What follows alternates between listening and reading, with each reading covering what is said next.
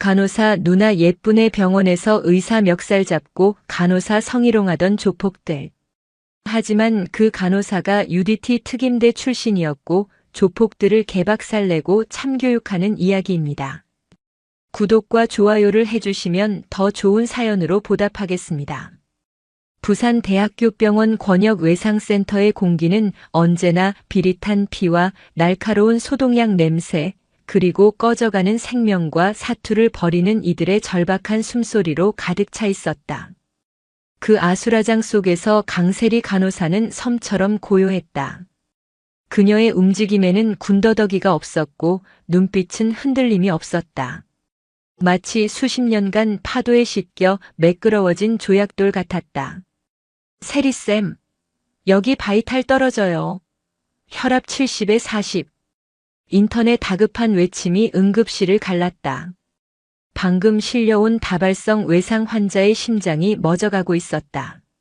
모니터의 수치가 곤두박질치고 경고음이 죽음의 재촉처럼 날카롭게 울렸다. 에피네프린 1 앰플 바로 주사하겠습니다. 제세동기 차지 시작. 세리의 목소리는 낮고 차분했지만 그 어떤 고함보다도 강력하게 주변을 장악했다. 그녀의 손이 재빠르게 움직여 약물을 투여하고 끈적한 피로 뒤덮인 환자의 가슴에 패드를 붙였다.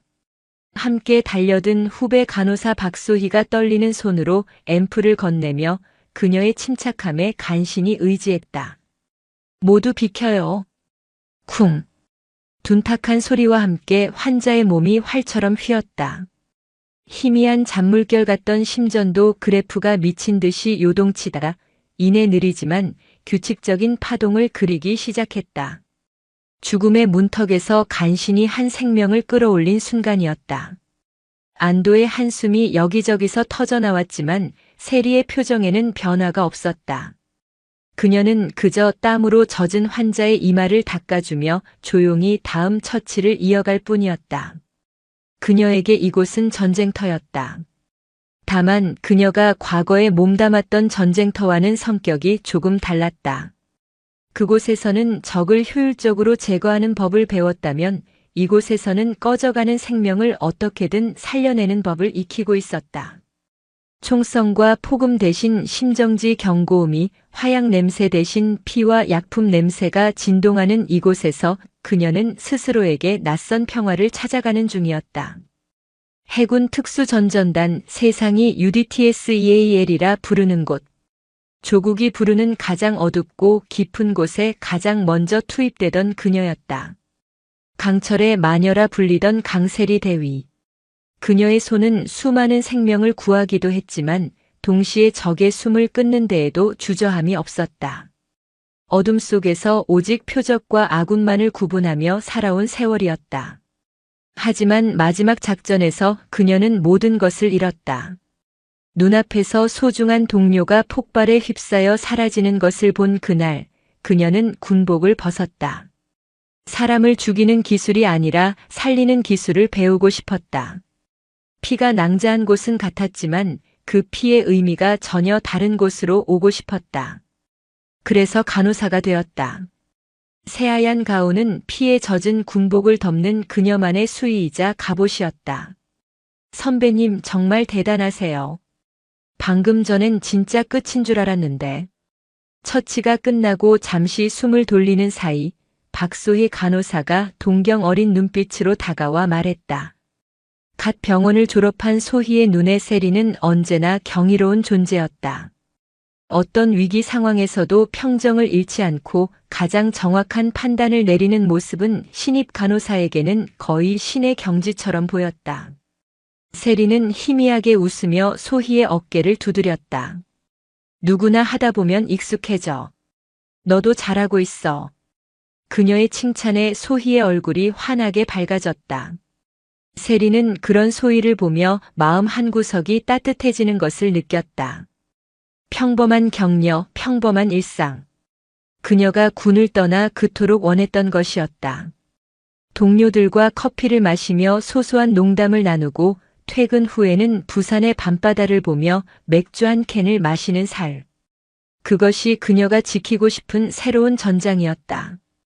그때였다. 응급실 바깥에서부터 심상치 않은 소란과 함께 요란한 사이렌 소리가 가까워졌다. 자동문이 열리기도 전에 구급대원의 다급한 외침이 먼저 응급실 안으로 파고들었다.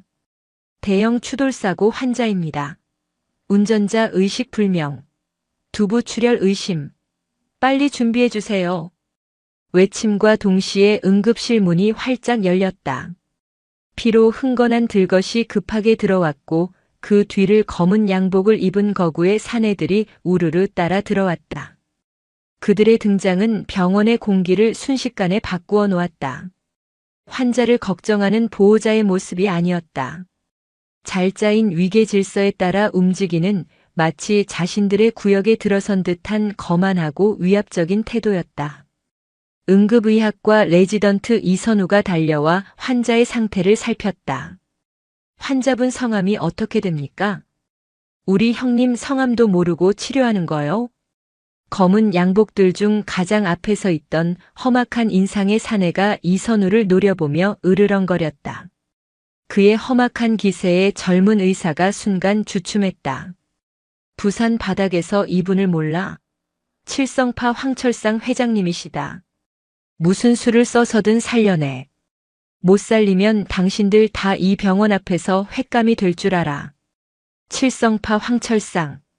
그 이름이 응급실에 낮게 퍼지는 순간 모두의 얼굴이 하얗게 질렸다. 부산을 근거지로 한 거대 폭력 조직, 온갖 불법과 폭력으로 악명이 자자한 이름이었다. 평범한 시민들에게는 그저 뉴스 사회면에서나 볼 법한 절대로 엮이고 싶지 않은 세상의 상징이었다.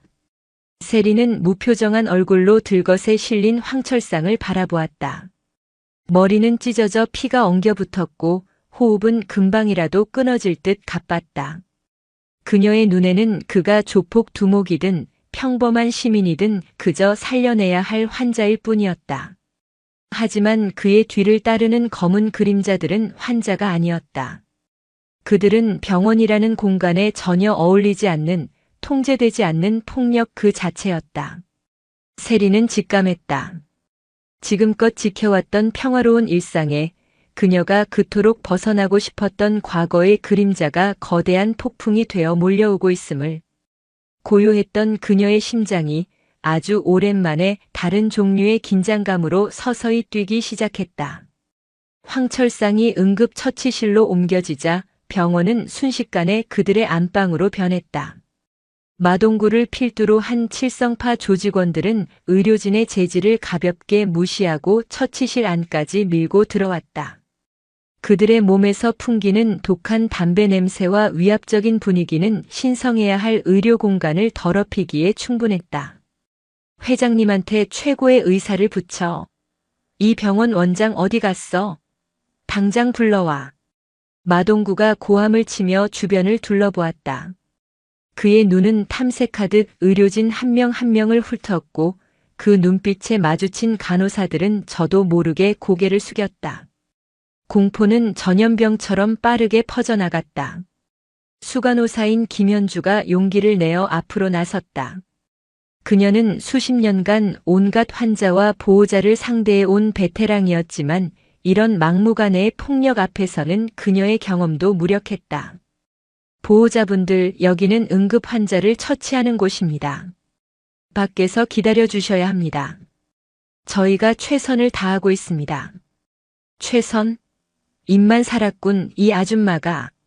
마동구가 김현주의 어깨를 거칠게 밀쳤다. 비틀거리며 몇 걸음 물러선 김현주의 얼굴이 충격과 모멸감으로 굳어졌다. 병원 보안 요원들이 다가왔지만 10명이 넘어 보이는 거구의 조직원들 앞에서 어쩔 줄 모르고 주변만 맴돌 뿐이었다.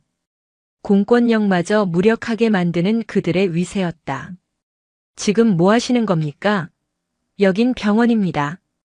레지던트 이선우가 참지 못하고 소리쳤다. 의사로서의 사명감이 공포를 이긴 순간이었다. 그는 황철상의 상태를 살피며 처치를 이어가야 했지만 조직원들이 침상 주위를 에워싸고 길을 막는 통에 제대로 된 처치가 불가능했다. 병원? 우리 형님이 죽어가는데 병원이 대수야? 비실비실해 보이는 게 의사 맞긴 한가. 내가 제대로 할 줄은 알아.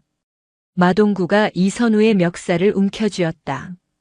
순식간에 벌어진 일이었다.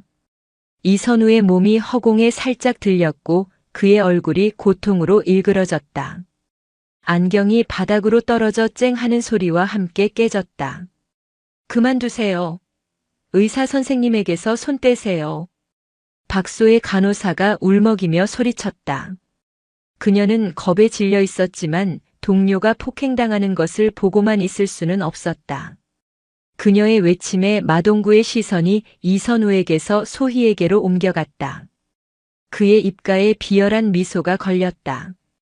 오, 간호사 아가씨는 정의감이 넘치시네. 근데 목소리가 예뻐서 봐준다. 우리 형님 잘 돌봐드리면 오빠가 이따가 비싼 밥 사줄게. 어때? 그는 노골적인 성희롱이 섞인 말을 던지며 소희에게 다가갔다. 소희는 뒷걸음질 쳤지만 등 뒤는 차가운 벽이었다. 다른 조직원들이 낄낄거리며 길을 막아섰다. 응급실은 완벽한 고립 공간이 되었다. 법과 상식이 통하지 않는 오직 힘의 논리만이 지배하는 야만의 공간이었다. 강세리는 이 모든 광경을 묵묵히 지켜보고 있었다. 그녀는 차트를 정리하는 척하며 마동구를 포함한 조직원들의 수, 위치, 그리고 그들의 손에 무기가 될 만한 것이 있는지까지 파악하고 있었다. 그녀의 머릿속에서는 수십 가지의 상황 시뮬레이션이 돌아가고 있었다. 군인이었을 때의 본능이었다. 위험 요소를 분석하고 최단 시간 내에 상황을 제압하는 경우의 수를 계산하는 버릇. 하지만 그녀는 애써 그 본능을 억눌렀다. 나는 이제 군인이 아니야. 간호사야. 그녀는 스스로에게 몇 번이고 되뇌었다. 이곳은 적진이 아니고 저들은 섬멸해야 할 적이 아니다. 그저 난동을 부리는 보호자일 뿐이다. 그녀는 평범한 사람으로 평범한 간호사로 이 상황을 해결해야만 했다. 폭력이 아닌 대화와 설득으로. 세리는 조용히 그들에게 다가갔다. 그녀의 등장에 누구도 주목하지 않았다. 그저 또 한 명의 겁먹은 간호사일 뿐이라 생각했다. 환자 상태가 위중합니다. 지금 당장 수술에 들어가지 않으면 위험합니다. 이렇게 소란을 피우시면 골든타임을 놓치게 됩니다. 그녀의 목소리는 놀랍도록 차분했다. 공포에 질리지도 분노에 떨리지도 않았다. 그저 사실을 전달하는 감정이 배제된 목소리였다. 마동구는 소희에게서 시선을 돌려 세리를 위아래로 훑어보았다. 가녀린 몸매의 평범한 얼굴. 하지만 어딘지 모르게 서늘한 눈빛이 그의 심기를 건드렸다. 내가 뭔데 나서? 간호사 주제에 어딜 의사 행세야? 당장 수술하라고 해. 최고의 의사로. 지금 이선우 선생님이 이 병원 외상센터 최고의 외과 의사 중 한 분입니다. 그리고 수술을 위해서는 의료진 외에는 모두 나가주셔야 합니다. 이건 환자를 위한 겁니다. 세리는 한치의 물러섬도 없이 마동구를 정면으로 바라보며 말했다. 그녀의 눈빛에는 두려움이 없었다. 그것은 상대를 압도하려는 의지가 담긴 눈빛이 아니었다. 그저 당연한 것을 당연하게 요구하는 흔들림 없는 신념의 눈빛이었다. 그 태도가 마동구의 자존심을 제대로 건드렸다. 일개 간호사가, 그것도 여자가 감히 자신에게 대든다는 사실을 참을 수가 없었다. 이게 진짜 보자 하니까. 마동구의 손이 세리를 향해 뻗어왔다.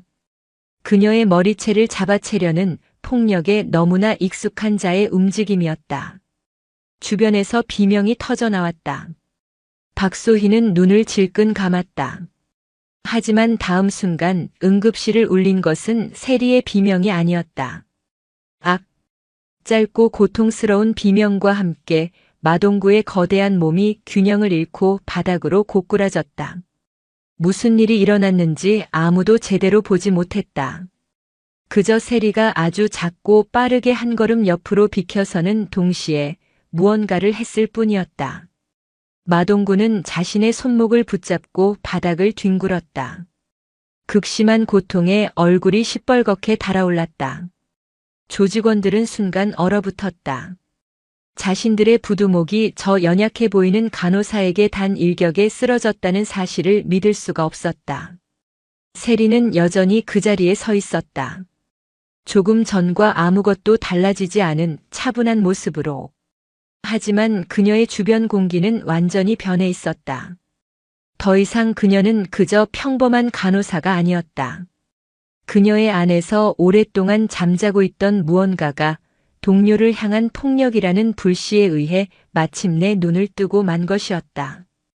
응급실의 무법자들은 자신들이 지금 누구를 깨웠는지 전혀 알지 못했다. 정적이 흘렀다. 바닥에서 신음하는 마동구와 눈앞의 상황을 이해하지 못해 굳어버린 조직원들, 그리고 경악과 혼란에 빠진 의료진들. 그 모든 것을 배경으로 세리는 조용히 입을 열었다. 다시 한번 말씀드립니다. 여긴 병원입니다. 환자의 안정이 최우선이니 모두 나가주십시오. 그녀의 목소리는 여전히 평온했지만 그 안에 담긴 무게는 이전과 확연히 달랐다. 그것은 더 이상 부탁이나 설득이 아니었다. 마지막 경고이자 거부할 수 없는 명령이었다. 정신을 차린 조직원 중 하나가 욕설을 내뱉으며 세리에게 달려들었다. 이 미친 여자가. 그는 주먹을 휘둘렀다. 병원 복도를 울릴 만큼 거센 바람을 일으키는 주먹이었다. 박소희가 다시 비명을 질렀다. 세리는 피하지 않았다. 오히려 반걸음 앞으로 나아가며 몸을 살짝 숙였다. 조직원의 주먹은 그녀의 머리 위 허공을 갈랐고 균형을 잃은 그의 상체가 앞으로 쏠렸다. 그 찰나의 순간 세리의 손이 번개처럼 움직였다. 그녀는 주먹을 쥔 것이 아니었다. 손날을 세워 달려드는 남자의 목 측면, 경동맥동을 정확하게 가격했다. 컥! 거구의 사내는 비명조차 지르지 못했다. 순간적인 혈압 강화로 뇌에 피가 공급되지 않으면서 그의 눈이 허옇게 뒤집히고 몸이 그대로 앞으로 고꾸라졌다. 기절한 것이었다. 세리는 쓰러지는 그의 몸을 가볍게 잡아 옆으로 밀어냈다. 마치 장애물을 치우는 듯한 자연스러운 움직임이었다. 이제 상황은 명확해졌다. 이것은 우연이 아니었다. 저 간호사는 보통 사람이 아니었다. 뭐야 저 여자. 남아있던 조직원들이 저도 모르게 뒷걸음질 쳤다. 공포가 그들의 얼굴에 역력히 드러났다. 지금까지 그들이 믿어왔던 힘의 법칙이 저 가녀린 여자 앞에서 완전히 무너져 내리고 있었다. 셋을 세겠습니다. 그 안에 나가지 않으면 전원 똑같이 눕혀드리겠습니다. 세리가 나지막이 말했다. 그녀의 눈빛이 싸늘하게 빛났다. 그 눈은 더 이상 환자를 돌보는 간호사의 눈이 아니었다. 어둠 속에서 적을 식별하고 위험 요소를 제거하던 전사의 눈빛이었다. 하나. 그녀의 카운트의 조직원들은 서로의 눈치만 살폈다. 이대로 물러서자니 조직의 체면이 말이 아니었고 섣불리 덤비자니 방금 쓰러진 2명의 동료 꼴이 날 것 같았다. 이 여자가 다 같이 덤벼. 누군가의 외침을 신호로 남아있던 대여섯 명의 조직원들이 한꺼번에 세리에게 달려들었다. 좁은 응급실 복도에서 그들은 거대한 파도처럼 그녀를 덮치려 했다. 하지만 세리는 파도에 휩쓸리는 조각배가 아니었다. 그녀는 파도를 가르는 날카로운 바위였다. 그녀는 가장 먼저 달려드는 자의 팔을 잡아 자기 쪽으로 당기는 동시에 그의 등을 발로 차서 뒤따라오던 다른 조직원과 부딪히게 했다. 순식간에 2명이 엉켜 넘어졌다. 세리는 그 틈을 놓치지 않고 옆에서 멱살을 잡으려던 자의 팔꿈치 관절을 꺾어 제압했다. 뚝 하는 소름 끼치는 소리와 함께 그의 팔이 비정상적인 각도로 꺾였다. 크악! 고통에 찬 비명이 응급실을 뒤흔들었다. 세리는 비명 따위는 들리지 않는다는 듯 다음 상대를 향해 몸을 돌렸다. 그녀의 움직임은 화려하지 않았다. 군더더기 없는 최소한의 동작으로 인체의 가장 취약한 급소와 관절만을 노렸다. UDT에서 배운 근접 전투 기술, 그것은 상대를 죽이기 위한 기술이기도 했지만 가장 효율적으로 무력화시키는 기술이기도 했다. 지금 그녀는 살상이 아닌 제압을 위해 그 기술을 사용하고 있었다. 불과 1분도 채 되지 않는 시간. 아수라장을 방불케 하던 응급실 복도는 신음하는 조직원들로 가득 찼다. 누구 하나 제대로 서 있는 자가 없었다. 그 중심에 세리는 머리카락 한 올 흐트러지지 않은 채 서 있었다. 그녀는 싸늘한 눈으로 바닥에 쓰러진 자들을 한번 훑어본 뒤 충격과 공포에 휩싸인 동료들을 향해 돌아섰다.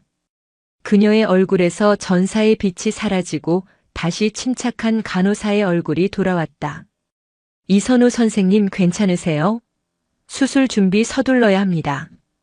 이선우는 깨진 안경 너머로 멍하니 그녀를 바라볼 뿐 아무 대답도 하지 못했다. 박소희는 입을 틀어막은 채 가늘게 떨고 있었다. 모두가 눈앞에서 벌어진 일을 현실로 받아들이지 못하고 있었다.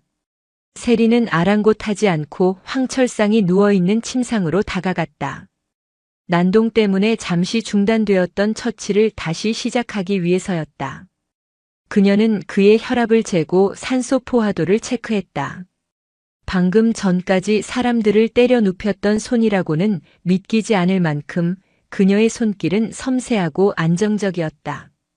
나이팅게일 선서. 그녀가 간호사가 되며 마음에 새겼던 약속이었다. 인간의 생명에 해로운 일은 어떤 상황에서도 하지 않으며 환자의 안녕을 위해 헌신하겠다는 서약.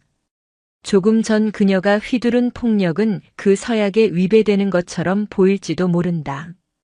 하지만 그녀는 알고 있었다.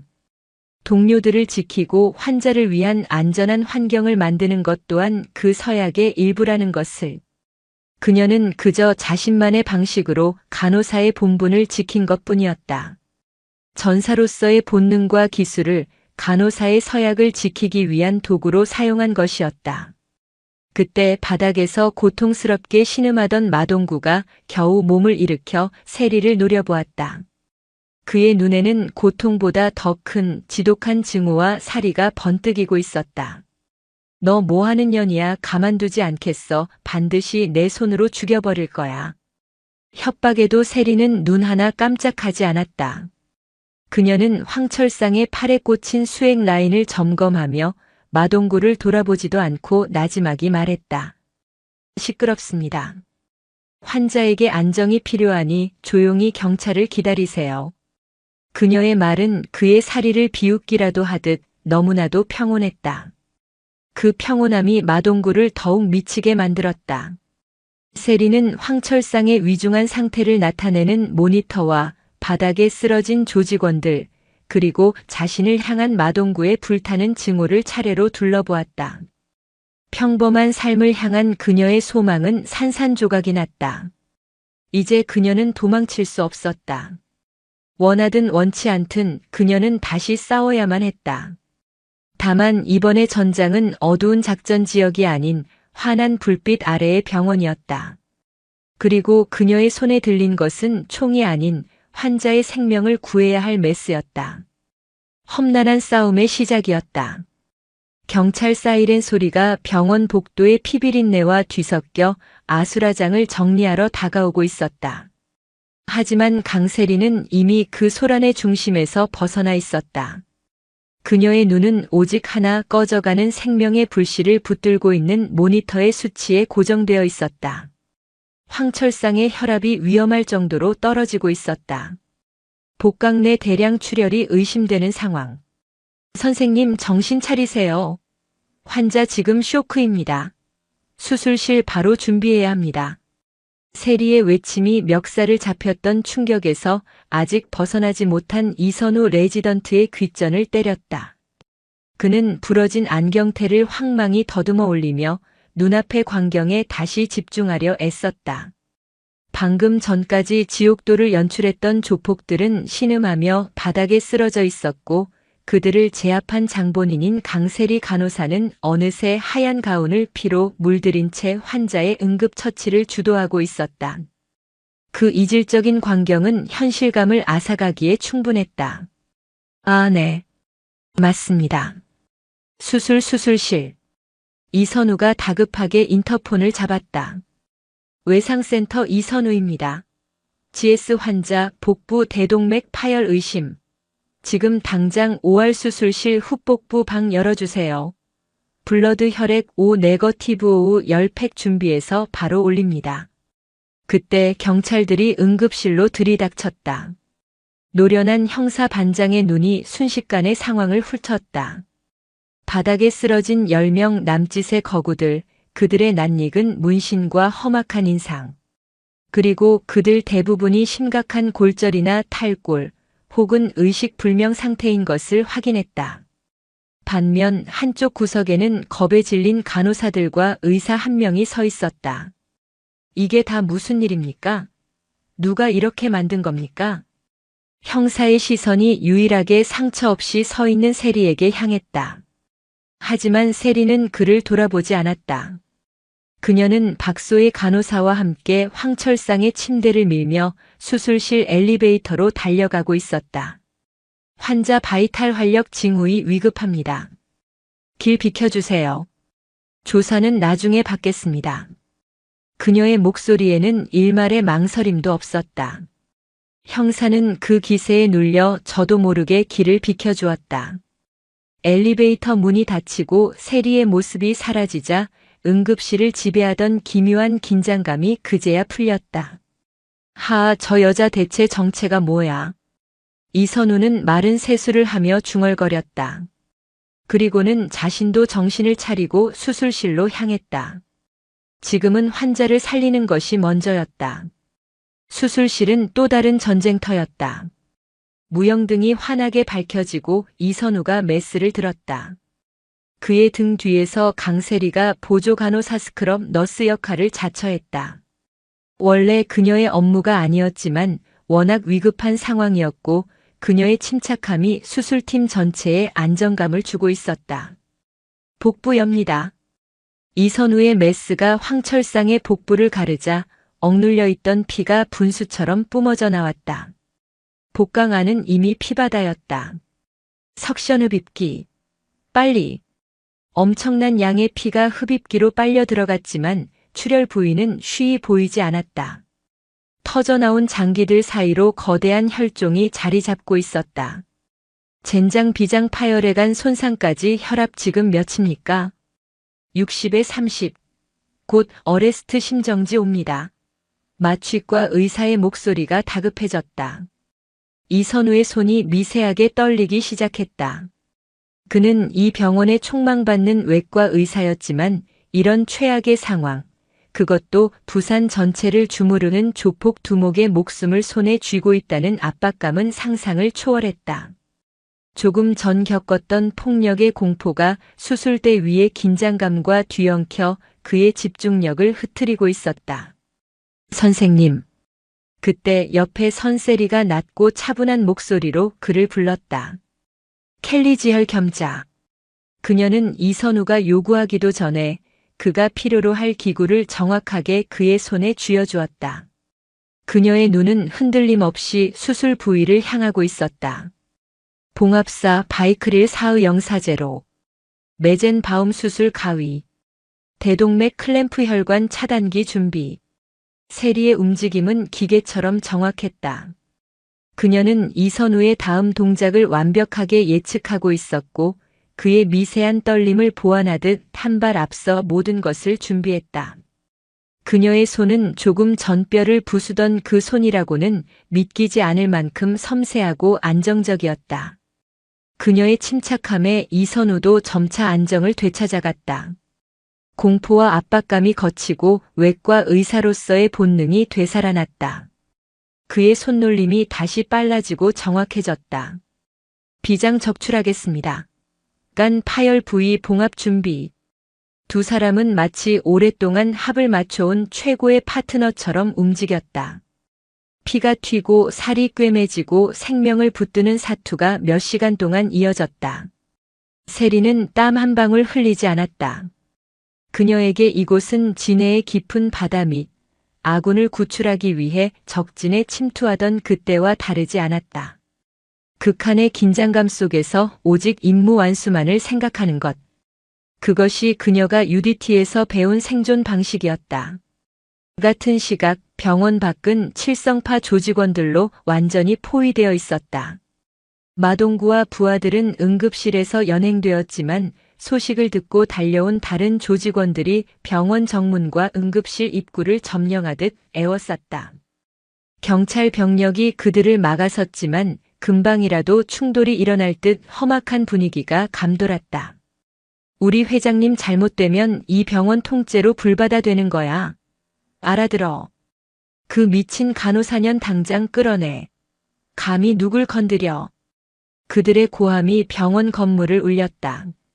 입원한 환자들과 그 가족들은 공포에 떨었고 병원 업무는 사실상 마비 상태에 이르렀다. 병원장은 안절부절 못하며 경찰청장에게 전화를 걸어 하소연하고 있었다. 그리고 수술실 앞. 박소의 간호사가 초조하게 복도를 서성이고 있었다. 그녀는 아까 세리가 보여준 압도적인 모습과 지금 수술실 안에서 벌어지고 있을 사투를 생각하며 심장이 터질 것 같았다. 제발 무사해야 해. 그때 딩동 소리와 함께 수술실 문이 열렸다. 몇 시간에 걸친 대수술이 끝난 것이었다. 땀과 피로 범벅이 된 이선우가 휘청거리며 걸어 나왔고 그 뒤를 여전히 무표정한 세리가 따랐다. 선생님, 환자분은 강 선배님. 소희가 달려와 물었다. 이선우는 마스크를 벗으며 탈진한 듯 벽에 기댔다. 일단 살렸습니다. 비장 적출하고 간 봉합 완료했습니다. 출혈은 잡혔어요. 하지만 과다 출혈로 인한 쇼크가 심해서 아직 의식을 장담할 순 없습니다. 중환자실로 옮깁니다. 이선우는 겨우 말을 마치고 복잡한 눈빛으로 옆에 선 세리를 바라보았다. 강세리 간호사 당신 대체 정체가 뭡니까? 세리는 그 질문에 대답하는 대신 수술 가운을 벗으며 말했다. 전 그냥 간호사입니다, 선생님. 그리고 이젠 제 본래 업무로 돌아가야겠습니다. 환자 인계 부탁드립니다. 그녀는 조금의 동요도 없이 이선우를 지나쳐 중환자실로 향했다. 그 뒷모습을 바라보며 이선우는 알 수 없는 경외감과 함께 더 큰 폭풍이 몰려올 것 같은 불길한 예감에 휩싸였다. 황철상의 생명은 건졌지만 그를 둘러싼 광기는 이제 막 시작되었을 뿐이었다. 그리고 그 광기의 한복판에 강세리가 서 있었다. 황철상이 중환자실로 옮겨진 후 부산대학교 병원에는 기묘한 평화 혹은 폭풍 전의 고요가 찾아왔다. 경찰의 삼엄한 경비와 병원 측의 강력한 통제로 칠성파 조직원들의 노골적인 병원 난입은 중단되었다. 하지만 그것은 끝이 아니었다. 물밑에서는 더 교활하고 음습한 압력이 시작되고 있었다. 마동구는 특수상해 및 병원 업무 방해 혐의로 구속되었지만 칠성파의 2인자이자 독사로 불리는 조민수가 전면에 나섰다. 그는 마동구처럼 무식하게 힘을 쓰는 타입이 아니었다. 그의 무기는 돈과 정보 그리고 사람의 가장 약한 부분을 파고드는 심리전이었다. 첫 번째 표적은 가장 약한 고리, 박소의 간호사였다. 그날 저녁 박소희는 야간 근무를 마치고 피곤한 몸을 이끌고 병원 지하 주차장으로 향했다. 그날의 충격으로 인해 작은 소리에도 움찔거리며 주변을 살폈지만 주차장은 평소처럼 조용했다. 그녀는 안도의 한숨을 내쉬며 자신의 차 문을 열려던 순간 등 뒤에서 낮은 목소리가 들렸다. 박소의 간호사님 맞으시죠? 소스라치게 놀란 소희가 뒤를 돌아보자 말끔한 정장을 차려입은 남자가 서 있었다. 조민수였다. 그는 뱀처럼 부드럽지만 서늘한 미소를 띠고 있었다. 누구세요? 놀라게 해드렸다면 죄송합니다. 칠성파에서 나왔습니다. 우리 회장님 일 때문에 정식으로 사과도 드리고 감사의 인사도 좀 전하고 싶어서요. 그는 정중하게 고개를 숙이며 명함을 내밀었다. 소희는 겁에 질려 뒷걸음질 쳤다. 필요 없습니다. 저리 가세요. 경찰 부를 거예요. 아, 오해 마십시오. 저희는 그저 강세리 간호사님께 감사를 표하고 싶은 것뿐입니다. 회장님 수술에도 큰 공을 세우셨다고 들었습니다. 조민수가 한 걸음 다가왔다. 그의 눈은 웃고 있었지만 그 안에는 어떤 감정도 담겨 있지 않았다. 그런데 강 선생님이 저희 마동구 이사님을 좀 심하게 다치게 하셔서요. 저희도 조직 체면이라는 게 있지 않겠습니까? 강 선생님이 정식으로 사과만 하시면 저희도 이번 일 깨끗하게 잊겠습니다. 세리 선배는 잘못한 거 없어요. 당신들이 먼저. 쉿. 조민수의 손가락이 소희의 입술을 향해 다가왔다. 소희가 기겁하며 얼굴을 피했지만 그는 멈추지 않고 그녀의 뺨을 스치듯 어루만졌다. 그 차가운 감촉에 소희는 온몸에 피가 얼어붙는 것 같았다. 목소리가 참 예쁘시네요. 마 이사님이 왜 그렇게 박 간호사님 얘기를 했는지 알겠습니다. 노골적인 성희롱이었다. 소희는 공포로 숨이 막혀 소리조차 지르지 못했다. 강 선생님께 잘 전해주세요. 병원에서 영웅 놀이하는 것도 좋지만 그 때문에 주변 사람들이 얼마나 피곤해지는지 알아야죠. 예를 들면 이렇게 예쁘고 어린 후배 간호사라든가. 안 그렇습니까? 그는 소희의 어깨를 가볍게 두드린 뒤 어둠 속으로 유유히 사라졌다. 소희는 그 자리에 주저앉아 한참을 흐느꼈다. 이것은 협박이었다. 강세리를 직접 건드리지 않고 그녀의 주변을 말려 죽이겠다는 명백한 선전포고였다. 이선우 레지던트에게도 압박이 가해졌다. 그의 외제차는 타이어 4개가 모두 날카롭게 찢긴 채 발견되었다. 경찰에 신고했지만 범인은 잡히지 않았다. 그뿐만이 아니었다. 그가 주말마다 들르던 부모님이 운영하는 작은 식당에 검은 양복을 입은 사내들이 찾아왔다.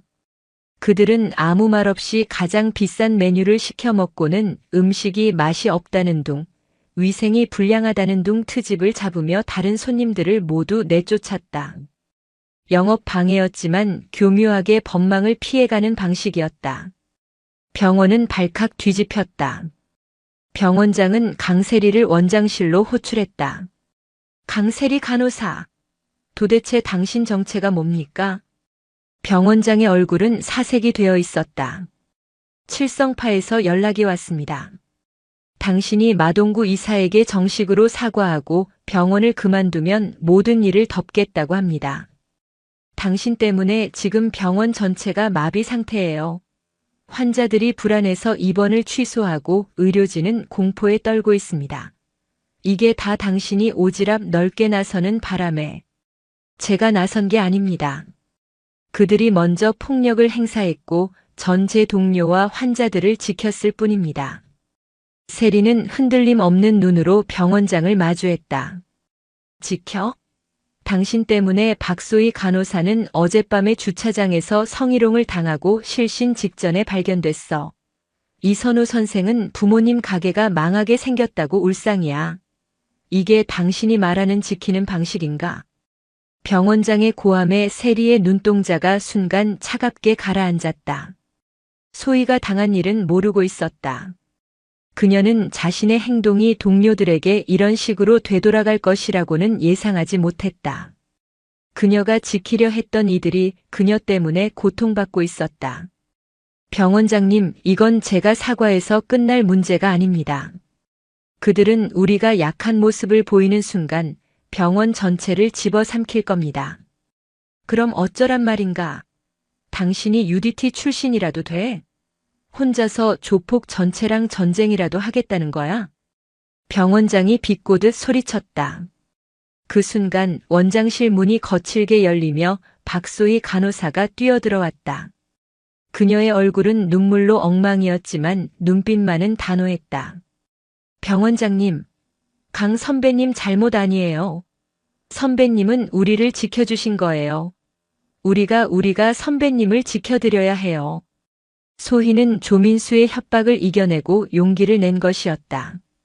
그녀의 뒤로 이선우 선생과 수간호사 김현주를 비롯한 다른 동료 의료진들이 들어섰다. 그들은 모두 조민수의 직간접적인 협박을 받은 이들이었다. 하지만 그들은 공포에 굴복하는 대신 세리 곁에 서는 것을 택했다. 맞습니다, 병원장님. 강세리 간호사 없었으면 그날 응급실은 피바다가 됐을 겁니다. 저도 멱살을 잡혔고요. 강 간호사를 내보내시려거든 저희도 전부 사직서 내겠습니다. 이선우가 부러진 안경테를 고쳤으며 단호하게 말했다. 동료들의 예상치 못한 반발에 병원장은 입을 다물지 못했다. 세리는 자신을 둘러싼 동료들을 바라보았다. 그녀의 가슴 속에서 뜨거운 무언가가 울컥 차올랐다. 전장에서는 늘 혼자였다. 동료는 지켜야 할 대상이었지 기댈 대상은 아니었다. 하지만 지금 이곳 병원에서 그녀는 처음으로 함께 싸우는 동료들을 만난 것이었다. 그때 중환자실에서 긴급콜이 울렸다. 중환자실 코드 블루 심정지. 중환자실 코드 블루. 황철상 환자 심실세동 발생. 모두의 얼굴이 하얗게 질렸다. 그가 지금 죽는다면 조민수가 어떤 짓을 할지 불 보듯 뻔했다. 병원 전체가 인질로 잡힌 것이나 다름없었다. 비켜요. 세리가 가장 먼저 원장실을 뛰쳐나갔다. 이선우와 동료들이 그 뒤를 따랐다. 병원의 운명을 건 두 번째 사투가 시작되고 있었다. 병원 로비에서 이 광경을 지켜보던 조민수의 입가에 뱀 같은 미소가 걸렸다. 그는 이 모든 상황을 예측하고 있었다. 그가 원한 것은 황철상의 죽음 그리고 그 죽음을 빌미로 병원 전체를 무너뜨리고 강세리를 파멸시키는 것이었다. 독사의 계략은 이제 막 정점을 향해 치닫고 있었다. 중환자실은 전쟁터 그 자체였다. 황철상의 심전도 그래프가 광란의 춤을 추듯 요동치다 이내 길고 평탄한 직선을 그었다. 삐으하는 절망적인 기계음이 중환자실을 가득 메웠다. 심정지입니다. 제3동기 준비. 이선우가 황철상의 가슴 위로 올라타 흉부 압박을 시작했다. 땀방울이 그의 얼굴에서 비오듯 쏟아졌다. 에피네프린 투여. 강세리 간호사 차지 충전 부탁합니다. 200줄 차지 완료. 세리가 제3동기 패드를 이선우에게 건넸다. 모두 비켜. 쿵. 황철상의 몸이 들썩였지만 모니터의 직선은 변함이 없었다. 다시 압박. 소혜쌤, 엠부 배깅 수동 환기 계속해요. 선생님 안 돌아옵니다. 다시 차지합니다. 모두 비켜. 쿵. 2번, 3번. 거듭되는 제세동에도 황철상의 심장은 미동도 하지 않았다. 수술 후유증으로 인한 급성 폐혈증 쇼크였다. 이미 내부 장기들이 기능을 멈추기 시작한 것이다. 젠장. 이선우가 절망감에 주먹으로 침대를 내리쳤다.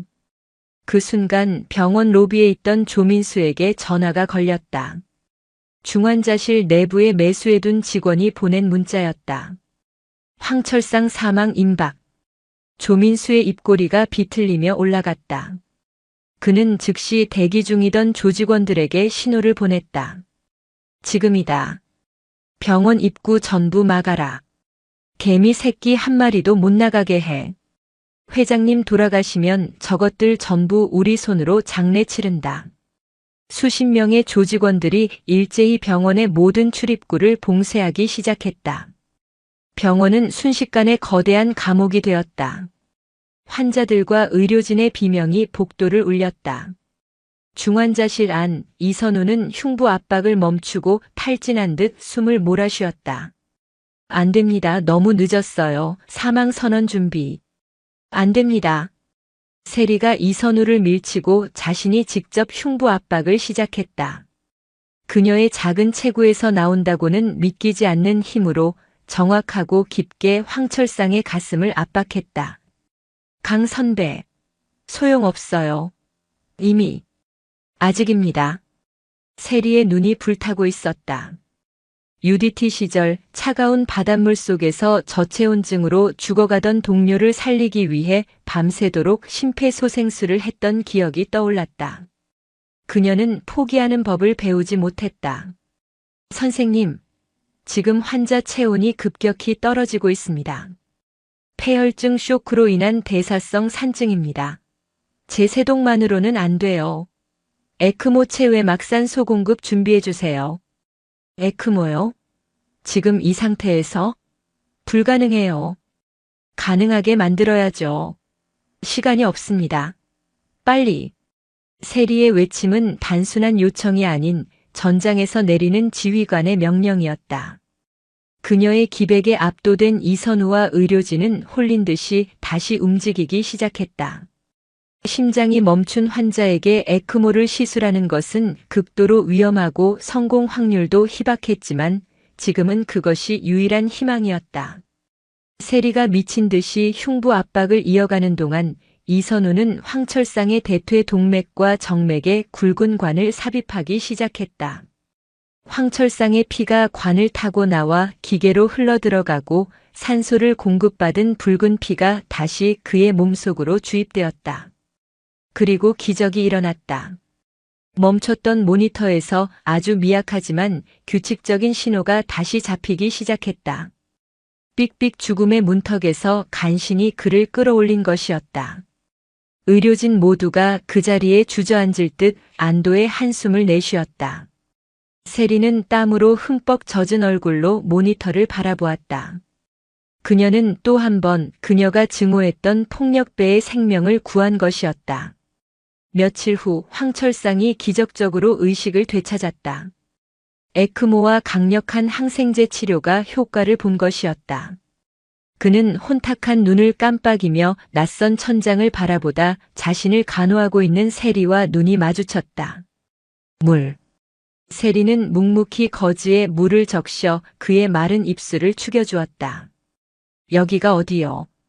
부산대학교병원 중환자실입니다. 큰 수술을 받으셨습니다. 황철상은 희미한 기억을 더듬었다. 빗길에 미끄러지던 차 찢어지는 고통, 그리고 병원에서 난동을 부리던 부하들의 모습, 그리고 자신에게 달려들던 저 간호사의 모습까지. 모든 것이 뒤죽박죽이었다. 당신이 날 살린 거요? 저 혼자 한 게 아닙니다. 이선우 선생님과 병원 의료진 모두가 회장님을 살리기 위해 애썼습니다. 회장님의 부하들이 병원에서 난동을 부리고 의료진을 폭행하고 심지어 성희롱하는 와중에도 말입니다. 세리의 목소리는 담담했지만 그 안에는 뼈가 있었다. 황철상의 눈썹이 꿈틀거렸다. 그는 상황 파악이 빠른 사람이었다. 조민수 그놈 당장 불러오시오. 조민수는 회장이 깨어났다는 소식에 사색이 되어 달려왔다. 황철상이 죽어야만 자신이 조직을 차지할 수 있었기 때문이었다. 그가 병실에 들어서자마자 황철상의 쉰 목소리가 그를 내리눌렀다. 무릎 꿇어. 회장님? 감히 내 구역에서, 그것도 내 목숨을 살려준 은인들이 있는 병원에서 깽판을 쳐? 그것도 모자라 간호사 아가씨들을 희롱하고 의사 선생 부모님 가게까지 찾아가? 황철상은 링거를 꽂은 손으로 조민수의 뺨을 후려쳤다. 힘이 실리지 않았지만 그 안에 담긴 분노는 조민수를 얼어붙게 만들기에 충분했다. 내가 그렇게 가르쳤나? 우리가 양아치 새끼들이야? 힘없는 사람들 상대로. 그것도 날 살리려는 사람들한테. 회장님, 그게 아니라 저 간호사가 먼저 우리 식구들을. 닥쳐. 황철상은 거친 숨을 몰아쉬었다. 그는 세리를 바라보았다. 강 선생. 내가 대신 사과하겠소. 내 식구들 교육을 잘못 시켰소. 그는 침대에서 몸을 일으키려 애쓰며 세리에게 고개를 숙였다. 부산을 호령하는 조폭 두목이 일개 간호사에게 머리를 조아리는 순간이었다. 그리고 너희들. 황철상이 조민수와 뒤늦게 불려온 마동구를 노려보았다. 지금부터 이 병원은 내가 지킨다. 강 선생을 비롯한 여기 의료진들 머리카락 한 올이라도 건드리는 놈은 내 손으로 부산 앞바다에 담가버릴 줄 알아. 그리고 너희들이 저지른 죄값 똑똑히 치러. 마동구 너는 깽판 친 거, 조민수 너는 괴롭힌 거. 전부 경찰서 가서 자수하고 죄값 받아. 그게 칠성파의 방식이야. 알겠나? 황철상의 참교육이었다. 그것은 힘의 논리였지만 동시에 자신만의 의리와 명분을 지키려는 그만의 방식이었다. 조민수와 마동구는 치욕에 얼굴이 일그러졌지만 보스의 명령에 불복할 수는 없었다. 세리는 그 모습을 묵묵히 바라보았다. 그녀는 그들의 개과천선을 믿지 않았다. 하지만 적어도 지금 이 순간 그녀는 병원의 평화를 지켜냈다. 폭력이 아닌 간호사로서의 본분과 서약을 지킴으로써. 황철상은 다시 세리를 바라보며 말했다. 강 선생, 당신은 보통 사람이 아니군. 대체 누구요? 세리는 그의 차트를 정리하며 대답했다. 말씀드렸습니다. 전 그냥 환자를 돌보는 간호사입니다. 그녀의 평온한 대답에 황철상은 오히려 더 큰 경외감을 느꼈다. 그는 자신이 처음으로 힘이 아닌 다른 것에 의해 압도당했음을 깨달았다. 폭풍은 그렇게 예상치 못한 방식으로 잠잠해지는 듯 했다. 하지만 세리의 정체에 대한 의문과 칠성파 내부의 균열이라는 새로운 불씨가 남겨진 채였다. 부산 대학교 병원에 내려졌던 계엄령은 황철상 회장의 한마디로 거짓말처럼 거쳤다.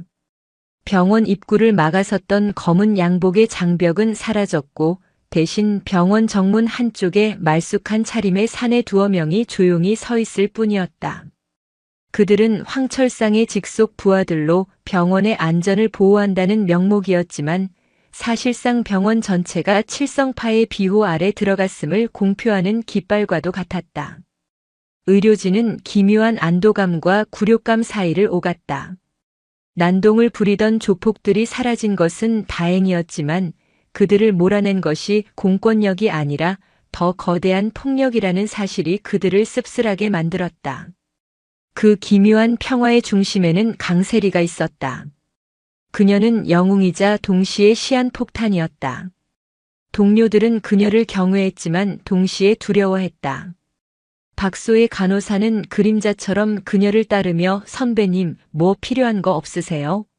를 입에 달고 살았고 이선우 레지던트는 수술실에서 그녀와 마주칠 때마다 자신이 지시를 내리는 건지 아니면 그녀의 완벽한 보조에 이끌려가는 건지 혼란스러워했다.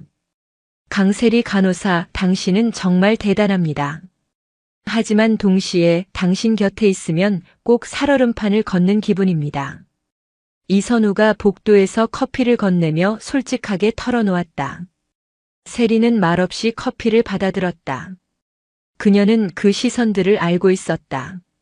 그녀가 원했던 평범한 일상은 이미 산산조각 났다. 그녀는 다시 특별한 존재, 다른 존재가 되어버렸다. 과거 UDT에서 강철의 마녀라 불리던 그때처럼. 그녀의 일상은 겉으로는 평온했다. 황철상은 중환자실에서 일반 병실로 옮겨졌고 꾸준히 회복 중이었다. 마동구는 황철상의 명령대로 자수하여 구속 상태로 재판을 기다리고 있었다. 하지만 세리는 알고 있었다. 이 모든 소동의 배후이자 가장 위험한 적인 독사 조민수는 자수하지 않았다는 것을. 그는 그저 황철상의 명령에 굴복한 척 그림자 속으로 스며들었을 뿐이다. 독사는 결코 사냥감을 놓치지 않는다. 그 예감은 퇴근길의 현실이 되었다. 밤 10시 야간 근무를 마친 세리가 병원 후문을 나섰다. 병원 정문을 지키는 황철상의 부하들을 피해 일부러 택한 길이었다. 그녀는 그들의 보호가 감시와 다르지 않음을 본능적으로 느끼고 있었다. 부산의 밤 공기는 바다 냄새를 머금어 눅눅했다. 가로등이 드문드문 켜진 골목길로 접어드는 순간 세리의 감각이 날카롭게 곤두섰다.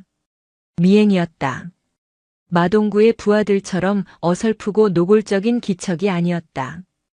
발소리를 죽이고 시야의 사각지대를 정확히 이용하며 주변 환경에 완벽하게 녹아드는 움직임. 이것은 조폭의 수준이 아니었다.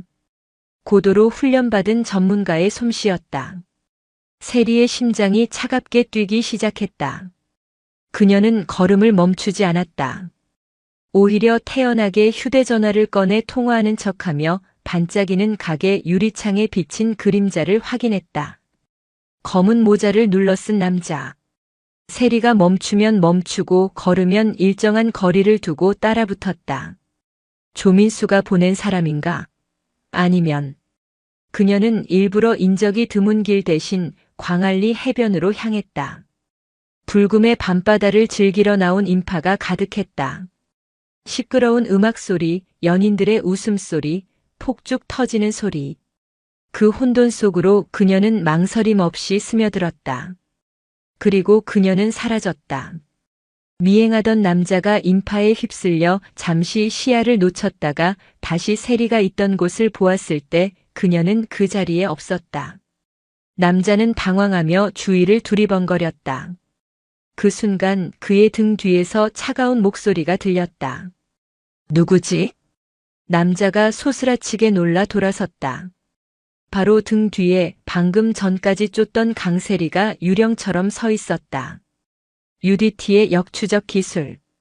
사냥감에서 사냥꾼으로 역할이 바뀌는 것은 한순간이었다. 남자의 눈이 당황해서 경계로 바뀌었다. 그는 품 안으로 손을 넣으려 했다. 손 빼.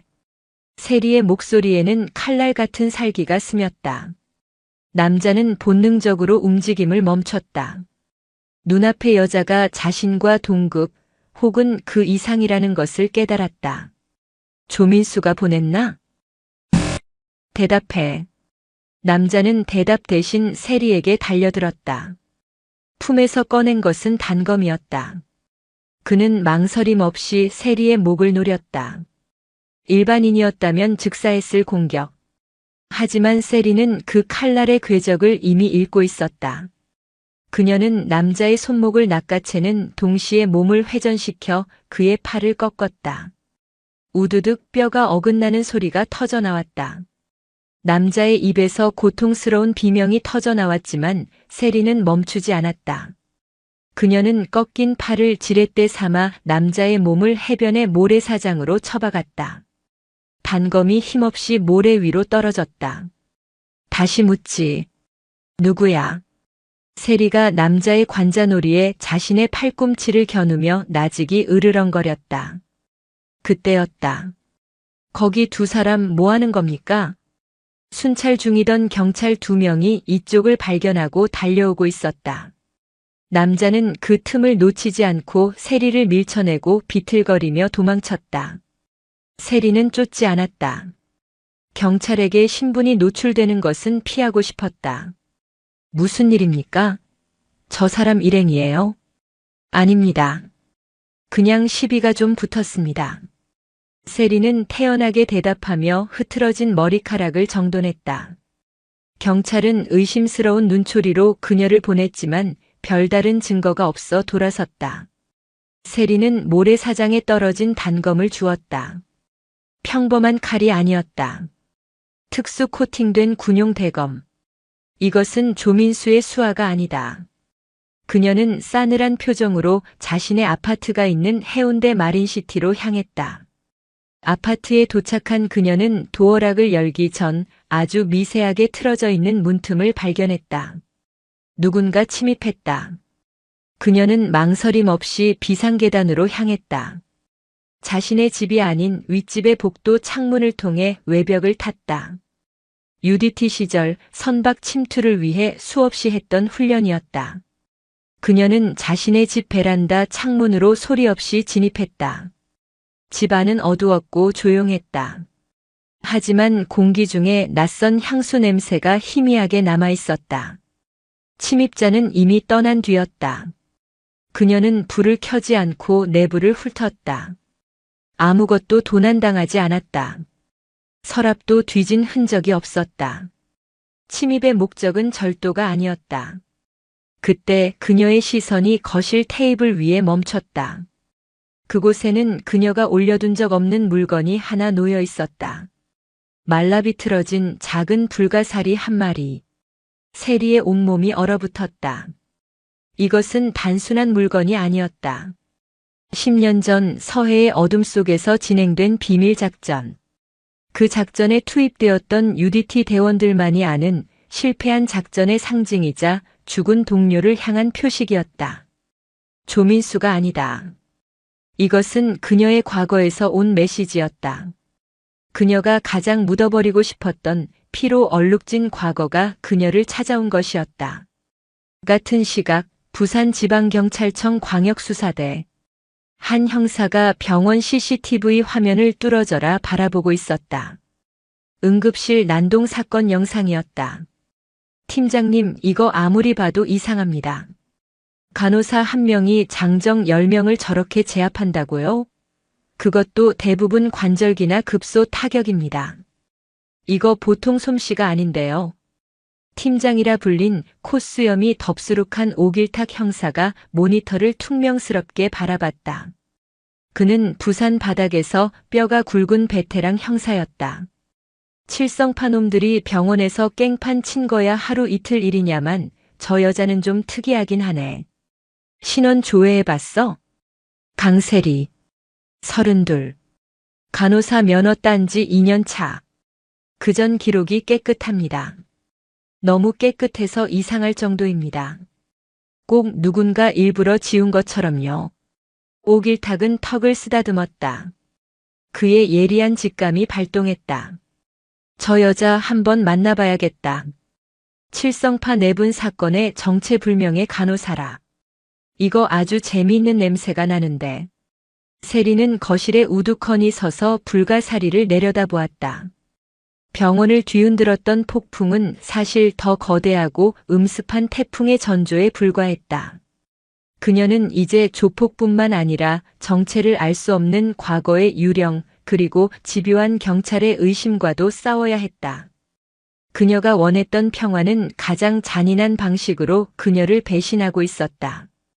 불가사리가 남기고 간 파문은 세리의 일상을 송두리째 흔들었다. 그녀는 더 이상 병원을 안전한 피난처로 여길 수 없었다. 아파트에는 도청 장치가 설치되어 있었다. UDT에서 배운 탐색 기술로 찾아낸 초소형 고성능 마이크였다. 조폭의 수준을 아득히 뛰어넘는 정보기관 수준의 장비였다. 그녀는 장치를 제거하지 않았다. 오히려 역이용하기로 했다. 태연하게 박소희와 통화하며 몸이 안 좋다. 그날의 충격으로 손이 떨린다는 식의 거짓 정보를 흘렸다. 사냥감을 안심시키려는 사냥꾼의 속임수였다. 하지만 진짜 위협은 예상치 못한 곳에서 터져나왔다. 황철상의 보호는 병원 내에서 절대적인 권력이 되었다. 그의 부하들은 의료진에게 깍듯하게 대했지만 그 깍듯함 속에는 은근한 통제와 감시가 배어 있었다.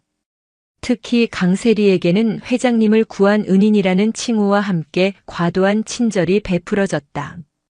강 선생님, 이거 회장님께서 보내신 겁니다. 최고급 한우 세트입니다. 강 선생님, 퇴근길 위험하시다고 저희가 모셔다 드리겠습니다. 세리는 이 모든 것을 기계적으로 거절했다. 필요 없습니다. 전 제 일을 했을 뿐입니다. 제 안전은 제가 지킵니다. 그녀의 냉담한 태도는 황철상의 호의를 무시하는 것처럼 비쳤고 그를 따르는 조직원들의 심기를 건드렸다. 하지만 진짜 문제는 조민수였다. 황철상에게 공개적으로 굴욕을 당하고 자수까지 강요당한 물론 그는 핑계를 대고 빠져나갔지만 조민수는 복수의 칼날을 갈고 있었다. 그는 황철상의 명령 때문에 세리를 직접 공격할 수 없었다. 하지만 독사는 정면으로 물지 않는다. 가장 고통스러운 곳에 조용히 독리를 박아 넣을 뿐이다. 조민수는 세리의 가장 강력한 무기이자 자부심인 간호사라는 타이틀을 공격하기로 했다. 그날 밤 응급실은 유난히 분주했다. 여러 건의 사고가 겹친 탓이었다. 그때 칠성파와 영역 다툼을 벌이던 신흥 조직 해운대 타이거스의 행동대장이 실려왔다. 옆구리에 깊은 자상을 입고 과다 출혈 상태였다. 환자 의식 혼미. 혈압 80에 50. 빨리 수술실 준비해. 이선우와 세리가 동시에 환자에게 달라붙었다. 하필이면 라이벌 조직원이었다. 병원 복도 한쪽에 있던 황철상의 부하들이 이 광경을 싸늘하게 지켜보고 있었다. 살려야 합니다, 선생님. 당연하죠. 여긴 병원이니까. 이선우와 세리는 응급처치를 하며 환자를 수술실로 급히 옮겼다. 수술은 성공적으로 진행되는 듯 했다. 이선우가 파열된 동맥을 봉합하고 세리가 능숙하게 피를 공급하고 바이탈을 체크했다. 좋아, 출혈 잡혔습니다. 봉합 마무리하죠. 이선우가 안도의 한숨을 내쉬는 순간이었다. 삐우삐우삐우삐우. 환자의 심전도 그래프가 갑자기 격렬하게 요동치기 시작했다. 심실세동. 심정지의 전조였다. 뭐야. 왜 이래. 제세동기. 선생님, 혈압 떨어집니다. 이선우가 다급하게 흉부 압박을 시작하고 세리가 제세동을 준비했다. 하지만 환자의 심장은 돌아오지 않았다. 조금 전까지 안정적이던 환자가 순식간에 죽어가고 있었다. 왜 반응이 없지? 칼륨 수치 확인해. K칼륨. 마취과 의사가 다급하게 외쳤다. 수액 라인을 통해 주입되던 약물 중 무언가가 잘못되었을 가능성이 있었다. 하지만 이미 늦었다. B. 모니터에 길고 단조로운 사망선이 그어졌다. 수술실의 모든 움직임이 멈췄다. 성공적이었던 수술이 설명할 수 없는 이유로 실패했다. 이선우는 피범벅이 된 손을 든 채 망연자실했다. 세리의 눈이 차갑게 빛났다. 그녀는 환자의 팔에 꽂힌 수액 라인과 약물 앰플을 바라보았다. 너무나 완벽한 타이밍의 사고였다. 이것은 사고가 아니었다. 다음 날 병원은 발칵 뒤집혔다. 해운대 타이거스 조직원들이 병원으로 몰려와 그들의 행동대장을 죽여냈다며 난동을 부렸다. 칠성파가 병원을 장악하고 라이벌을 죽였다는 소문이 부산 바닥에 쫙 퍼졌다. 그리고 오길탁 형사가 이끄는 광역수사대가 병원을 압수수색했다. 강세리 간호사. 어젯밤 수술 중 사망한 환자 박태수 씨 사건으로 조사 나왔습니다. 익명의 제보가 있었습니다. 오길탁이 세리 앞에서 차가운 목소리로 말했다. 수술 막바지에 강세리 간호사가 환자에게 직접 주사한 약물이 있다는 제보였습니다. 수술실 CCTV 사각지대에서 벌어진 일이라고 하더군요. 이선우와 박소희가 경악하며 소리쳤다. 말도 안 됩니다. 강 선배님은 그런 분 아니에요. 제가 옆에 있었습니다. 그런 일 없었습니다. 하지만 부검 결과 사망자의 혈액에서 치사량의 염화칼륨이 검출되었습니다. 오길탁이 부검 감정서를 내밀었다. 염화칼륨. 심장을 멈추게 하는 약물. 그리고 수술실 폐기물에서 누군가 고의로 라벨을 뗀 빈 앰플이 발견되었습니다. 강세리 간호사의 지문이 묻어있더군요. 세리는 아무 말도 하지 않았다. 완벽한 함정이었다. 조민수가 꾸민 짓이었다. 그는 병원 내부에 조력자를 심어두었고 CCTV 사각지대를 이용했으며 세리가 만졌던 폐기물의 증거를 심어두었다. 칠성파의 보호를 받는 세리가 칠성파의 라이벌을 제거했다는 완벽한 시나리오였다. 강세리 씨, 당신을 의료법 위반 및 살인 혐의로 긴급 체포합니다. 오길탁이 수갑을 꺼내 들었다. 선배님. 박소희가 울음을 터뜨렸다. 이선우는 사색이 되어 아무 말도 못했다. 세리가 그토록 지키려 했던 병원, 그녀가 평화를 찾으려 했던 그곳에서 그녀는 이제 환자를 살리는 간호사가 아닌 사람을 죽인 살인 용의자가 되어 있었다. 황철상의 보호는 그녀를 지켜주지 못했다. 오히려 그녀를 올가매는 가장 강력한 증거가 되었다. 독사의 이빨은 세리의 심장이 아닌 그녀의 명예와 일상에 가장 먼저 박혔다. 세리는 차가운 수갑이 자신의 손목에 채워지는 것을 묵묵히 받아들였다. 하지만 그녀의 눈은 포기한 자의 눈이 아니었다. 그것은 함정에 빠진 맹수가 반격을 준비하는 눈빛이었다. 부산 남부경찰서 유치장의 차가운 공기는 세리의 분노를 식히기에 충분했다. 그녀는 살인 용의자가 되었다.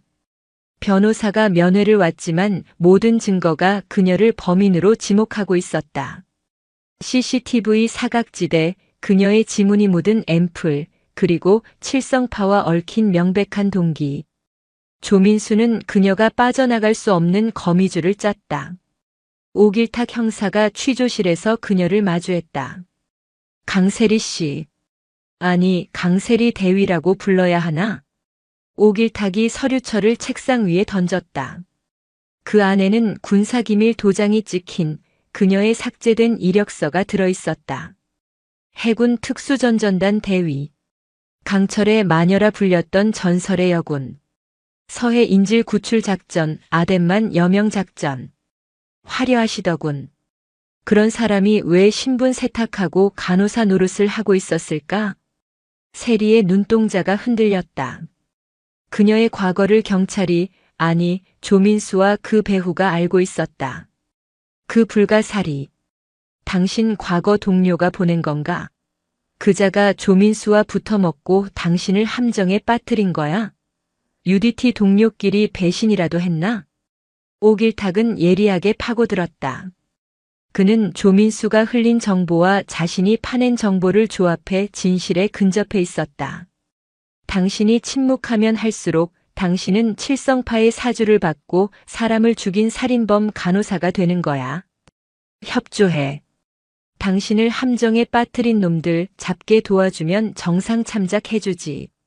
세리는 입을 열었다. 증거 있습니까? 뭐? 내가 그 앰플을 환자에게 주입했다는 직접적인 증거 말입니다. CCTV에도 없고 목격자도 없습니다. 내 짐은? 난 간호사입니다. 수백 개의 앰플을 만집니다. 그게 왜 하필 살인에 쓰인 앰플이라고 확신하죠? 오길탁의 미간이 찌푸려졌다. 지금 말장난하자는 건가? 풀어주십시오. 뭐라고? 증거 불충분으로 절 풀어줄 수밖에 없을 겁니다. 24시간 내로. 그리고 전 제 방식대로 제 누명을 벗겠습니다. 세리의 눈빛은 유치장에 갇힌 용의자의 것이 아니었다. 작전을 앞둔 지휘관의 눈빛이었다. 오길탁은 결국 세리를 풀어줄 수밖에 없었다. 직접적인 증거가 부족했다. 하지만 그는 세리에게 강력한 경고를 날렸다. 내 관할 구역에서 UDT 놀이할 생각 마. 당신이 움직이는 순간 내가 가장 먼저 당신을 쏠 테니까. 경찰서를 나온 세리를 기다리고 있던 것은 박소희와 이선우였다. 선배님, 괜찮으세요? 강 간호사, 우리가 다 증언할게요. 당신은 절대 범인이 아니라고. 세리는 두 사람의 어깨를 조용히 두드렸다. 고마워요. 하지만 병원에는 당분간 가지 마세요. 두 사람도 위험합니다. 그녀는 동료들을 뒤로하고 어둠 속으로 사라졌다. 그녀는 더 이상 간호사 강세리가 아니었다. 그녀는 누명을 벗고 자신을 배신한 과거를 심판해야 하는 전사 강세리 대위로 돌아간 것이었다. 그녀는 곧장 황철상이 입원한 병실로 향했다. 황철상의 부하들이 막아섰지만 그녀의 살기에 눌려 길을 비켜주었다. 황철상은 병실에서 모든 보고를 받고 있었다. 강 선생, 내 병원에서 이런 일이 벌어져 면목이 없소. 조민수 어딨습니까? 그놈이 내 뒤통수를 쳤소. 내 라이벌인 박태수를 죽이고 그 죄를 강 선생에게 뒤집어 씌웠더군. 내가 당신을 보호한다고 하니 오히려 그걸 역이용해서 칠성파와 당신을 동시에 무너뜨리려 한 게야. 일석이조지. 그놈의 배후. 누군지 압니까? 황철상은 망설이다 입을 열었다. 조민수가 최근에 외부 용병을 고용했다는 소문은 들었소. 군 출신의 여자라고 하던데 설마. 세리의 표정이 얼어붙었다. 그 여자였다. 불가사리를 보낸 자. 그녀의 과거, 그녀의 동료이자 그녀가 가장 증오했던 라이벌. 독사 한유라. 한유라는 UDT 시절 세리와 모든 면에서 경쟁했던 인물이다. 뛰어난 능력을 가졌지만 작전 성공을 위해서라면 아군의 희생도 서슴지 않는 잔혹함 때문에 결국 불명예 제대한 여자였다. 그녀가 조민수와 손을 잡고 세리에게 복수하기 위해 이 모든 판을 짠 것이었다. 그들을 만날 장소를 압니다. 세리가 말했다.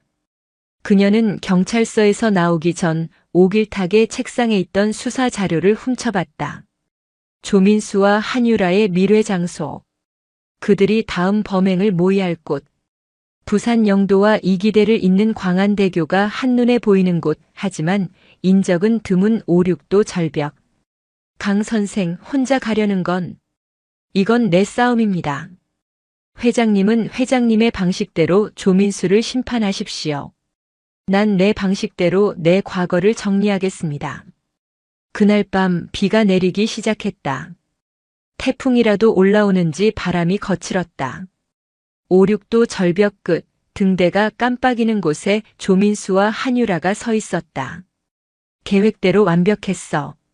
강세리는 이제 살인범으로 감방에서 썩게 될 거야. 황철상 영감탱이도 칠성파 내부 단속하느라 정신없을 테고. 이제 부산은 우리 차지야. 조민수가 비열하게 웃었다. 한유라는 비에 젖은 머리카락을 쓸어 넘기며 차갑게 웃었다. 강세리는 그렇게 만만한 여자가 아니야. 그녀는 강철의 마녀니까. 하지만 마녀는 사냥당해야지. 그때 어둠 속에서 목소리가 들려왔다. 오랜만이네 한유라. 내가 보낸 불가사리는 잘 받았어. 비바람을 뚫고 강세리가 모습을 드러냈다. 그녀는 더 이상 간호사복을 입고 있지 않았다. 활동하기 편한 검은색 전투복 차림이었다. 강세리, 내가 어떻게 해? 경찰서에 있어야 하려니. 조민수가 경악했다. 역시 올 줄 알았지. 넌 도망치는 법은 배워도 숨는 법은 못 배웠거든. 한유라가 단검을 꺼내들며 세리를 노려봤다. 10년 전 서해에서 내가 내 공을 가로채지만 않았어도 난 여기 없었어. 오늘은 그때의 빚을 갚아주지. 내가 아군을 방패막이로 쓰지 않았다면 우린 동료를 잃지 않았어. 그 빚 오늘 내가 받아가겠다. 두 전직 UDT 여전사의 살기가 폭풍우 치는 절벽에서 격돌했다. 조민수가 부하들에게 소리쳤다. 뭐해? 전현 당장 잡아. 대여섯 명의 조직원들이 세리에게 달려들었다. 하지만 그들은 병원에서 상대했던 어설픈 조폭이 아니었다. 한유라가 직접 훈련시킨 정예들이었다. 그러나 세리는 이미 간호사가 아니었다. 그녀는 비바람 속을 파고들었다. 가장 먼저 달려든 자의 팔을 꺾어 방패로 삼고 뒤따르던 자의 흉부를 발로 찼다. 빗물에 미끄러지는 지형을 역이용해 상대의 균형을 무너뜨리고 관절기와 급소 타격으로 순식간에 적들을 무력화시켰다. 병원에서보다 훨씬 더 빠르고 자비 없는 움직임이었다. UDT의 실전 전투 기술이 폭풍우 속에서 유감없이 발휘되었다. 순식간에 부하들을 정리한 세리가 한유라와 마주 섰다.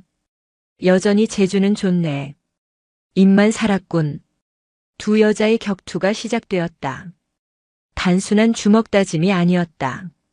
서로의 약점을 정확히 노리는 암살 기술과 상대의 힘을 역이용하는 유술이 뒤섞인 죽고 죽이는 싸움이었다. 절벽 끝에서 파도가 발밑에 부서지는 아슬아슬한 공간에서 두 그림자가 격렬하게 부딪혔다. 조민수는 이 광경을 공포에 질려 바라보다가 몰래 차에 타서 도망치려 했다. 그가 차 문을 여는 순간 그의 이마에 차가운 금속이 닿았다. 어디 가시나 조이사? 황철상이었다. 그는 휠체어에 앉은 채 마동구를 비롯한 자신의 직속 부하들에게 둘러싸여 있었다. 그는 세리가 혼자 간다고 했지만 자신의 조직을 배신한 자를 그대로 둘 수 없었다. 회장님, 이건 오해입니다. 저 여자가 시끄럽다. 칠성파의 법도는 내가 정한다. 그리고 넌 그 법을 어겼다. 황철상의 차가운 선고와 동시에 절벽 끝에서 처절한 비명이 울려 퍼졌다. 세리와 한유라의 싸움도 막바지에 이른 것이었다. 한유라가 세리의 어깨를 단검으로 찔렀다. 하지만 세리는 그 고통을 참아내며 한유라의 팔을 꺾고 그녀를 절벽 바닥에 내리꽂았다. 내 복수 놀이는 끝났어. 세리가 피 흘리는 어깨를 부여잡고 말했다. 그때 수십 대의 경찰차가 사이렌을 울리며 5-6도로 진입하고 있었다. 오길탁 형사였다. 그는 세리를 풀어주는 순간부터 그녀에게 위치 추적기를 붙여놓았던 것이다. 전부 멈춰. 다 포위됐다. 오길탁이 외쳤다. 황철상의 조직원들, 제압당한 조민수, 그리고 피투성이가 된 채 서로를 노려보는 2명의 전직 UDT 대원. 그들 모두가 경찰의 불빛 속에 갇혔다. 세리는 어깨의 상처에서 흐르는 피와 빗물이 뒤섞이는 것을 느끼며 이 지긋지긋한 폭풍이 과연 끝날 수 있을지 생각했다. 그녀는 살인 누명을 벗기 위해 또 다른 폭력을 저질렀고 결국 다시 법의 심판대 앞에 서게 되었다. 그녀의 싸움은 아직 끝나지 않았다. 5-6도 절벽 위 시간은 멈춘 듯 했다. 빗줄기는 거셌고 바다는 검은 입을 벌린 괴물처럼 포효했다. 그 아수라장의 한복판에 번쩍이는 수십 개의 경광등 불빛이 모든 것을 집어삼키고 있었다.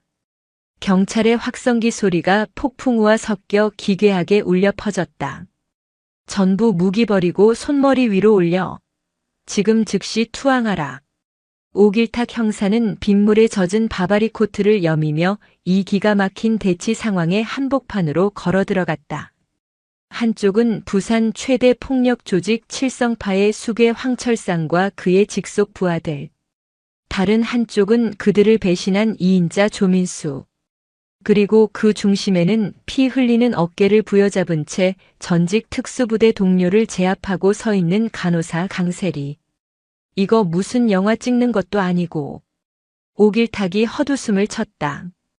그는 먼저 휠체어에 앉은 황철상에게 다가갔다. 황 회장님.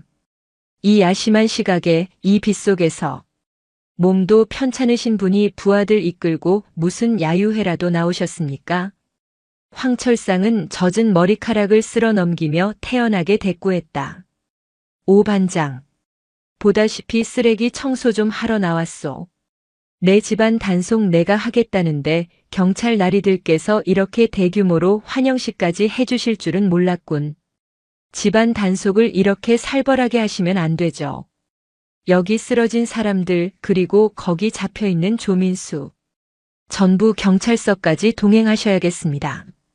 불법 무기 소지, 집단 폭행, 살인 교사 혐의는 차고 넘칩니다. 오길탁의 시선이 조민수에게 향했다.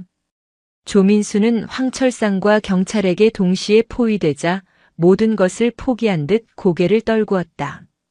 그리고 오길탁은 마침내 강세리 앞에 섰다.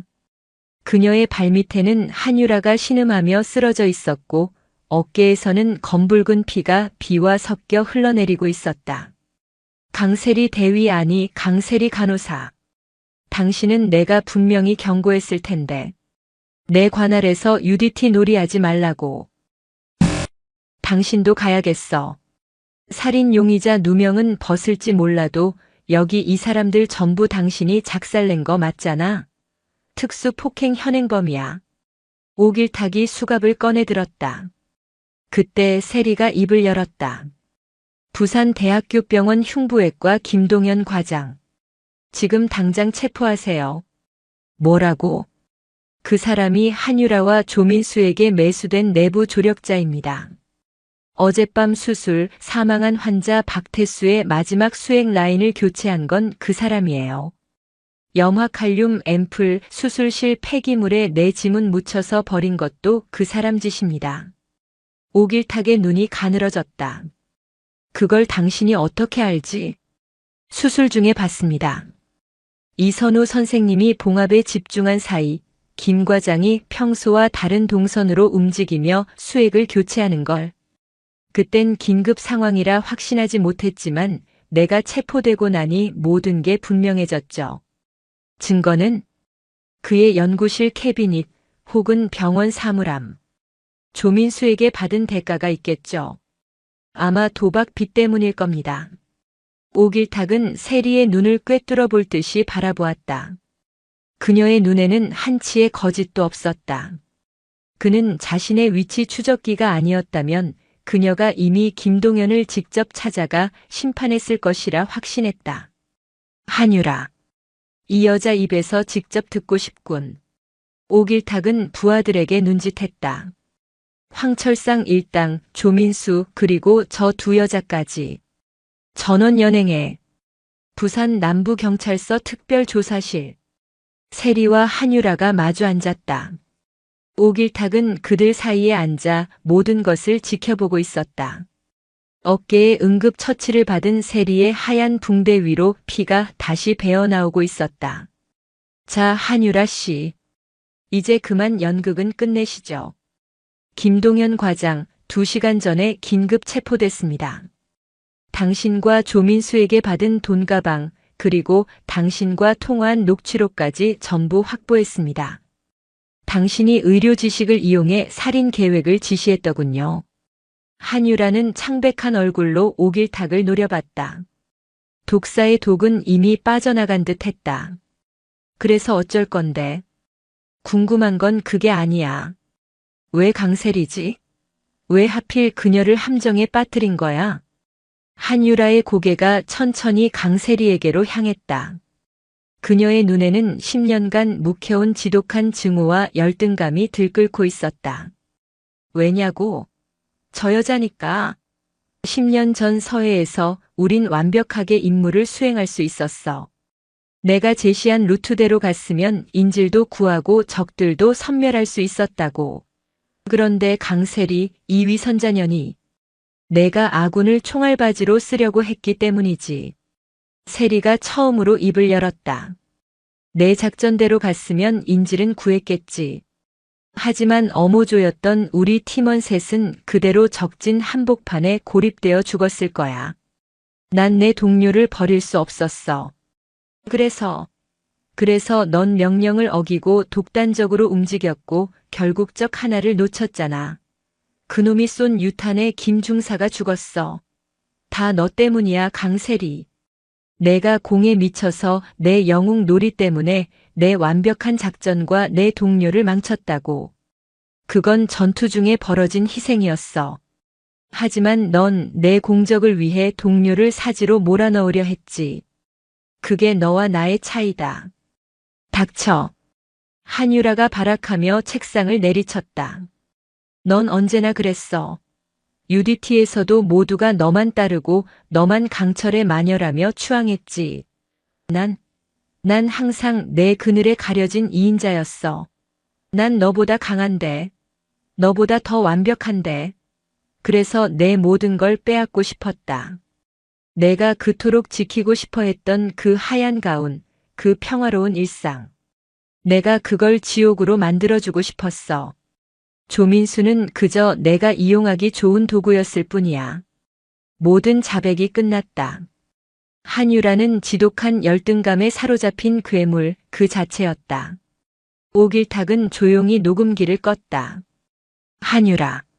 넌 살인 및 살인교사, 특수상해 혐의로 구속이다. 강세리를 모함한 죗값까지. 평생 감옥에서 내가 얼마나 완벽했는지 증명해봐. 형사들이 한유라를 끌고 나갔다. 그녀는 마지막까지 세리를 향해 저주를 퍼부었다. 조사실에는 세리와 오길탁 단둘만 남았다. 오길탁은 담배에 불을 붙이려다 세리를 보고는 도로 집어넣었다. 강세리간. 아니 강대위. 당신의 살인 혐의는 완전히 벗겨졌소. 김동연이 모든 걸 자백했으니까. 하지만 5, 6도에서의 폭행 혐의는 남아있지. 법대로 처리하십시오. 세리는 담담하게 말했다. 오길탁은 한숨을 깊게 내쉬었다. 법이라 그래, 법대로 해야지. 근데 말이야, 한유라 그 여자가 살인범이고 조민수도 공범이야. 당신은 그 살인범들을 제압하는 과정에서 아주 약간의 정당방위를 한 게 되겠지. 황철상 일당도 조직 내부의 살인범을 잡기 위해 경찰에 협조한 거고. 안 그런가? 세리의 눈이 조금 커졌다. 오길탁이 씩 웃었다. 내가 본 건 그거야. UDT 파일은 다시 덮어두겠소. 국방부까지 시끄러워지는 건 나도 골치 아파. 대신 내 관할에서 다시는 이런 일 없도록 해. 당신 손은 사람 패는 손이 아니라 사람 살리는 손이라며. 그 약속 지키라고. 오길탁은 세리의 수갑을 직접 풀어주었다. 나가봐요. 비 멎었네. 세리가 경찰서 밖으로 나왔을 때 지긋지긋하던 비가 그치고 동쪽 하늘이 희미하게 밝아오고 있었다. 축축하고 차가운 새벽 공기가 그녀의 상처 입은 어깨를 스쳤다. 경찰서 앞에는 박소희와 이선우가 밤새 그녀를 기다리고 있었다. 선배님, 강 선생님. 두 사람은 세리를 보자마자 달려와 그녀를 부축했다. 박소희는 결국 울음을 터뜨렸다. 다행이다, 정말 다행이에요. 무서웠어요, 선배님. 괜찮습니다. 다 끝났어요. 세리는 어색하게 소희의 등을 토닥였다. 이선우는 붕대가 감긴 그녀의 어깨를 보며 복잡한 표정을 지었다. 강 간호사, 정말 고맙고 미안합니다. 당신이 아니었다면 병원도 우리도 그리고 나도 의사로서의 자존심을 지키지 못했을 겁니다. 이선우가 세리를 향해 깊이 고개를 숙였다. 세리는 아무 말 없이 그들을 바라보았다. 그녀가 지키고 싶었던 평범한 일상. 그 일상은 산산조각 났지만 그 조각난 파편 속에서 그녀는 동료라는 무엇과도 바꿀 수 없는 것을 얻었다. 병원으로 돌아온 날. 강세리가 간호사복을 입고 모습을 드러내자 응급센터의 모든 시선이 그녀에게로 향했다. 수군거림, 경외감, 약간의 두려움이 섞인 시선들이었다. 그녀는 이제 단순한 간호사가 아니었다. 병원을 구한 여전사, 살인 누명을 쓴 비운의 인물, 그리고 조폭 두목의 목숨을 구한 기묘한 영웅이었다. 그 어색한 침묵을 깬 것은 수간호사 김현주였다. 강 선생, 어깨는 괜찮아? 꼬리 그게 뭐야? 붕대 다시 감아야겠네. 그리고 복귀 첫날부터 지각이야. 빨리 가서 차트 정리해. 김현주는 평소와 똑같은 하지만 그 속에 따뜻한 애정이 담긴 잔소리를 쏟아냈다. 그 목소리에 응급실에 얼어붙었던 공기가 다시 흐르기 시작했다. 박소희가 웃으며 그녀의 팔을 잡아 끌었다. 선배님 빨리요. 오늘따라 환자가 왜 이렇게 많은지 몰라요. 세리는 어깨의 통증을 애써 감추며 희미하게 웃었다. 그녀의 자리였다. 그녀가 차트를 확인하고 있을 때 병원 로비에서 퇴원 수속을 밟는 무리들과 마주쳤다. 휠체어에 앉은 황철상이었다. 그는 죗값을 치르기 위해 교도소로 이송되기 전 마지막 인사를 하러 온 것이었다. 그는 세리 앞에서 부하들의 부축을 받아 힘겹게 일어섰다. 그리고는 부산을 호령하던 거대 조직의 보스가 그녀를 향해 깍듯하게 90도로 허리를 숙였다. 강 선생, 당신에게 배운 게 많소.